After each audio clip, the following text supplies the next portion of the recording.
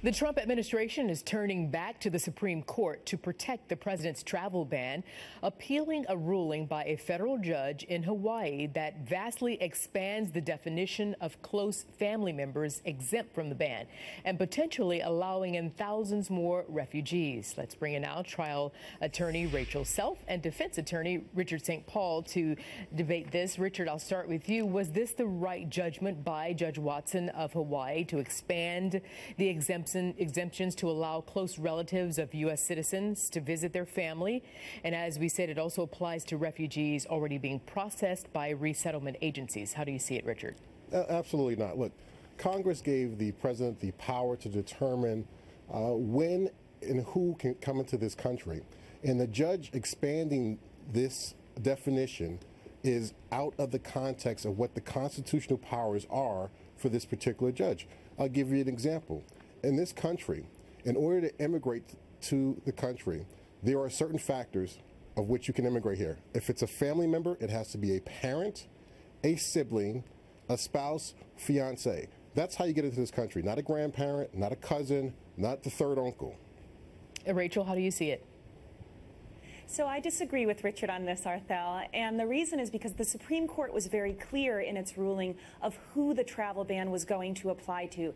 These aren't necessarily people trying to immigrate here. These are people trying to visit here. And the Supreme Court said that people who had a bona fide relationship to a person or entity in the United States would not have to suffer the effects of the ban. So what you're dealing with, bona fide is defined, okay? It means real or genuine connection. So a real or genuine connection with a person or entity within the United States is somebody who will not be affected by the ban. What the administration then did is they said, well, no, let's redefine bona fide. And that's where you're running into some issues. Bona fide is already defined, and to start to limit it is not appropriate. So, Richard, getting back to you, is this a legal fight worth fighting by the DOJ, or might some consider it to be more peacocking by that camp for the president's political base? No, absolutely. It is a legal fight, and this is the reason why. Because, again, you're trying to have a federal judge limit the presidential power.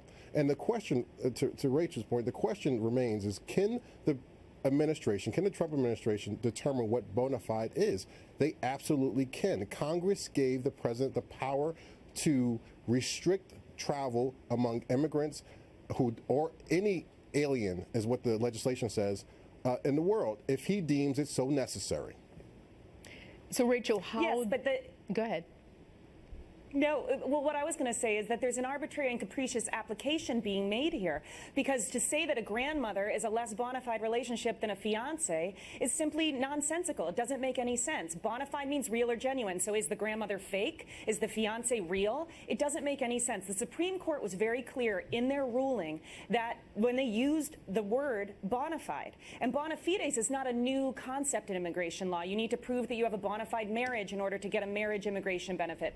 Bona fide is clear. It means real or genuine. That's like saying to somebody, look, if you have hair, you can enter the United States. And the administration is saying, no, you have to have short hair or red hair. And it simply doesn't make sense. And it's good for the Supreme Court to revisit it. The question is whether or not the Supreme Court gets to determine bona fide, or does the president get to determine it?